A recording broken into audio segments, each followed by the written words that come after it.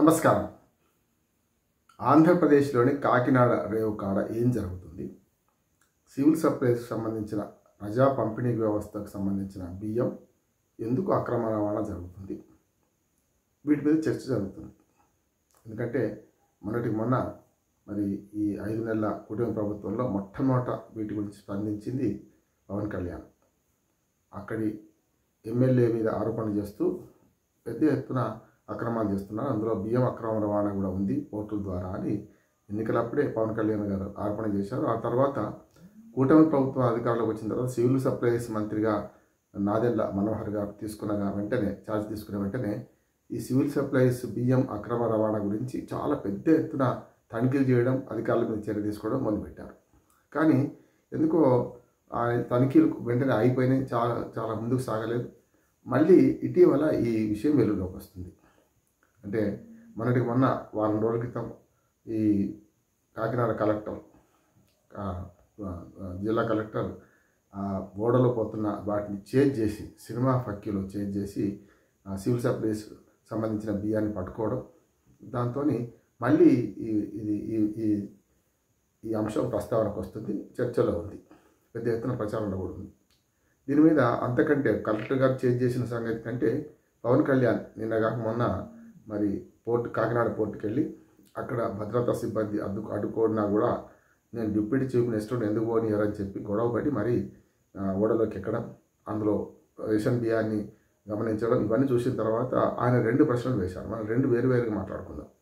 ఒకటేమో ఈ అక్రమ రవాణా బియ్యం అనేది ఎందుకు ఆగడం లేదు? ఆనాటి ప్రభుత్వంలో ఆగలేదు, ఇప్పుడు కూడా ఆగడం లేదు. ఆయన కొంచెం నిష్పక్షపాతంగా మాట్లాడతారు, అందుకని ప్రజలు హర్షిస్తున్నారు.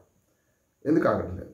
మరి దీనికి కారణం ఎవరు అంటే యాక్చువల్గా పవన్ కళ్యాణ్ మనకు ప్రభుత్వంలో ఉన్నారా ప్రతిపక్షంలో ఉన్నారని అర్థం కాకుండా అప్పుడప్పుడు మాట్లాడుతుంటారు. 5 నెలలు అయింది కూటమి ప్రభుత్వం వచ్చి. అంతకుముందు అక్రమ రవాణా గురించి ఆయన ఆక్రోశించారంటే అర్థం ఉంది. ఇప్పుడు 5 నెలలుగా ఈ అక్రమ రవాణా ఎందుకు ఆగడం లేదని కూడా ఇప్పుడు ఈ ప్రభుత్వ హయాంలో జరుగుతుంది కదా, ఎందుకు అనేది తను ప్రశ్నించుకోవాలి. అందుకనే తను ప్రశ్నించుకుంటూనే ఒక రకంగా చెప్పాలంటే కొన్నిసార్లు తన ప్రభుత్వాన్ని తను విమర్శిస్తున్నారు. గతంలో హోంమంత్రి అనిత సరిగ్గా పనిచేయలేదని చెప్పి, అంటే హోంమంత్రి నేనే తీసుకుంటాను హోంశాఖ, నేను కేవలం అటవీ శాఖ మంత్రిని, పంచాయతీరాజ్ శాఖ మంత్రిని అని మాట్లాడుకుంటూ తనను తాను తక్కువ చేసుకుంటూ మరి ఆ హోమ్ మినిస్టర్ ఎందుకు ఇవ్వలేదని ఆవేదన ఉందా, లేకపోతే ఏదో అది గమనించారు. ఆ తర్వాత సర్దుకున్నారు. ఇటు ఈమె హోంమంత్రి అనిత కూడా కొంచెం తగ్గి మాట్లాడింది. ఆయన అన్న మాట నిజమే, కొన్నిసార్లు మరి ఖచ్చితంగా పనిచేయాలని అన్నది. చంద్రబాబు నాయుడు గారు కూడా దాన్ని తేలిగ్గా తీసుకొని దాన్ని పెద్దగా ఆ రాద్ధాంతం పెద్దగా కూడా చూశాడు. ఇప్పుడు అక్కడి రూరల్ ఎమ్మెల్యే కొండబాబు మీద పడ్డిండు, ఉరుమురుమి మంగళ మీద పడ్డట్టు ఎమ్మెల్యే ఏం చేస్తున్నారు అన్నాడు. తన ప్రభుత్వంలో సివిల్ సప్లై శాఖ ఉంది, తనకు ఒక మంత్రి ఉన్నాడు, ఆ మంత్రి తన జనసేన పార్టీకి చెందిన ముఖ్య నాయకుడు. మరి సివిల్ సప్లై శాఖ మంత్రి ఏం చేస్తున్నట్టు? అంటే ఎక్కడ ఎమ్మెల్యే అక్కడ అన్ని అక్రమాలను అడ్డుకోవాలా? అన్ని అక్రమాలను అడ్డుకుంటూ పనిచేయాలా? ఆ ఎమ్మెల్యేకి ఎంత బాధ్యత ఉందో అంతకంటే ఎక్కువ బాధ్యత ఎవరిది ఉంది? సివిల్ సప్లైస్ మినిస్టర్ ఉన్నాడు, ఆ మినిస్టర్కి ఒక శాఖ మొత్తం అంతా అధికారులు చిటికేస్తే ముందుకు రావాల్సిన వాళ్ళు ఉంటారు. అటువంటిప్పుడు మరి శాఖ ఏం చేస్తున్నాడు? సాక్షాత్తు ఆయన వెంబడి పవన్ కళ్యాణ్ గారు వెంబడి సివిల్ సప్లైస్ మంత్రి నాదెళ్ల మనోహర్ గారు ఉన్నారు కదా. అందుకని ఇక్కడ ఏమవుతుందంటే చివరి వాడి మీద పడతారు. ఏ కుంభకోణం జరిగినా, ఏ నేరం జరిగినా అంతకంటే చివరి మెట్టు మీద ఉన్నవాడు పని మనం సస్పెండ్ చేయడమో ఏదో చేస్తుంటారు. అది ఆ సమస్యకు మూలాలు ఎక్కడున్నాయో తెలుసుకోకుంటే ఇట్లాంటివి జరుగుతాయి.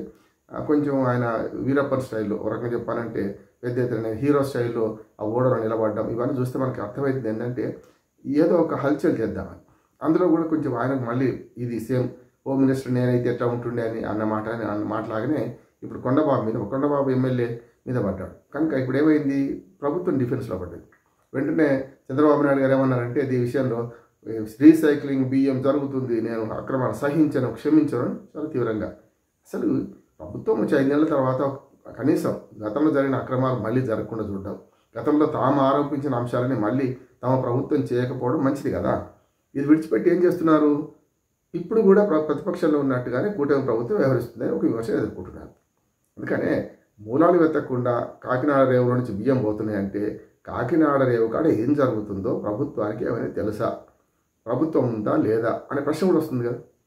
గతంలో వైసీపీ ప్రభుత్వం ఉన్నప్పుడు వాళ్ళు కావాలని చేసిన అనుకుందాం, కావాలనే అక్రమార్జన కోసం సివిల్ సప్లైస్ బియ్యాన్ని, ప్రజా పంపిణీ వ్యవస్థ బియ్యాన్ని అక్రమ మార్గం పట్టించారు అనుకుందాం. అది అంతవరకు ఆరోపణ చేశారు. ఇప్పుడు కూడా పోతున్నాయంటే, ఈ ప్రభుత్వంలో కూడా పోతున్నాయంటే అక్కడి దాకా బియ్యం ఎట్లా వస్తున్నాయి, కాకినాడ రేవు ద్వారా అనేక మార్గాల్లో బియ్యం ఎట్లా సరఫరా అవుతుంది, మరి 70-80 రూపాయలకు వేరే దేశాలు ఎట్లా అమ్ముకుంటున్నారు, ఇదంతా కుంభకం. మన దేశం నుంచి చీమ చెట్టుకుమన్న బయటకు సముద్ర మార్గం కూడా బయటకు పోకుండా ఉండాలి కదా. అదే విషయం పవన్ కళ్యాణ్ చెప్పారు. అది కూడా ఇంకొక ఎపిసోడ్లో మాట్లాడుకుందాం. ఉదాహరణకు ఆయన చెప్పిన విషయం ఏంది, ఇట్లా అయితే కసబ్ లాంటి వాళ్ళు మనకు బొంబాయి హోటల్ మీద దాడి చేసి ఇట్లా సముద్ర మార్గంగా వచ్చారు కదా, మన భద్రత సంగతి ఏంది అన్నాడు. అట్లాగే మూడోది ఏమన్నాడు, ఒకటేమో సివిల్ సప్లై బియ్యం బోర్డు, రెండోది మన భద్రత సంగతి ఏంది. ఇట్లాంటి వాళ్ళందరూ దేశంలోకి రావడం, దేశంలోకి బియ్యమే అక్రమాలు జరుగుతుంటే మరి మనుషులు కూడా వచ్చిపోతుంటారు కదా, మరి దాని సంగతి ఏంది అనుకుంటూనే మరి ఇంకొక గంజాయి కేసు, మన మాదక ద్రవ్యాల కేసును కూడా ప్రస్తావించారు. గతంలో విశాఖపట్నం మూలాలు విశాఖపట్నం నుంచి ఒక ఓడనే పట్టుబడ్డది కదా మొత్తం గంజాయితోని, మాదక ద్రవ్యాలతోని. అక్కడి నుంచి వయా హైదరాబాద్, బొంబాయికి చేరుతున్నాయి కదా, మరి ఈ సంగతి ఏంది అంటే సెక్యూరిటీ ఆయనే అన్నారు. పవన్ కళ్యాణ్ మాటలు చెప్పాలంటే 20 ఏళ్ళు ఉంటే కేవలం ఓడకు 5-6 కూడా సిబ్బంది లేరు, పోలీస్ సిబ్బంది. మరి ఎట్లా అన్నారు అంటే పోర్టు సిబ్బంది వేరే ఉండాలి, బయట అంటే రెండింటి మధ్య సమన్వయం ఉందా, లేకుంటే లంచగొండి వ్యవహారంలో రెండింటికి మధ్యన అవినీతి సంబంధం ఉందా, ఇవన్నీ ఆలోచించకుండా కేవలం ఎమ్మెల్యే మీద పడి, ఎమ్మెల్యే ఏం చేస్తున్నారంటే ఎమ్మెల్యే నియోజకవర్గ ఎమ్మెల్యేగా మంచి చట్టాలు చేయడానికి అసెంబ్లీలో కూర్చొని ప్రజోపకరమైన చట్టాలు చేయడానికి ఉంటాడు తప్ప, ఎమ్మెల్యే ఇట్లాంటి అక్రమ వ్యాపారాలు పట్టుకొని కలెక్టర్ లాగానో పవన్ కళ్యాణ్ లాగానో హల్చల్ సృష్టించి ఓడ లెక్కలేడు కదా. ఇప్పుడు కలెక్టర్ అంటే డిస్ట్రిక్ట్ మేజిస్ట్రేట్ పోగలిగాడు అధికారిక.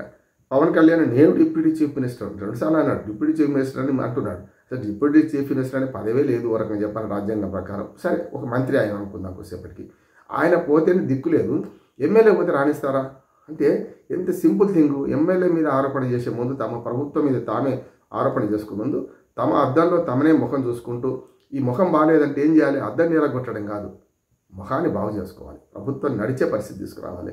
అందుకని ప్రభుత్వం నడపకుండా ఇట్లాంటి ఆరోపణలు ప్రతిపక్షంలాగా వాళ్ళకి చేసుకుంటే ఎవరు హర్షించరు, చేతగాని ప్రభుత్వం అనే పేరు తెచ్చుకుంటారు. అందుకనే పవన్ కళ్యాణ్ గారి మాటల్లో ఎంత నిజాయితీ ఉన్నా ఆ నిజాయితీకి సమాధానం చెప్పాల్సిన బాధ్యత కూడా ఈ అక్రమాల అరికట్టడానికి తాము ప్రభుత్వం చేస్తున్న దాన్ని కూడా చెప్పుకోవాలి. తన సహచరుడైన మంత్రిత్వ శాఖ విషయంలోనే ఇట్లా ఉంటే మరి మిగతా శాఖ విషయం ఏం జరుగుతుంది చూస్తున్నాం. అందుకని ఇప్పటికైనా పవన్ కళ్యాణ్ హీరోయిజం ప్రదర్శించడం కాదు, ఆయన సమగ్రంగా ఆలోచించి ముఖ్యమంత్రి, ఉప ముఖ్యమంత్రి, మంత్రివర్గం కూర్చొని దీనికి శాశ్వత పరిష్కారం వైపు పోవాలి. కాకినాడ రేవు కాడ ఏం జరుగుతుందో ప్రభుత్వమే నిగ్గు తేల్చి నిజాలు చెప్పాలి. నమస్కారం.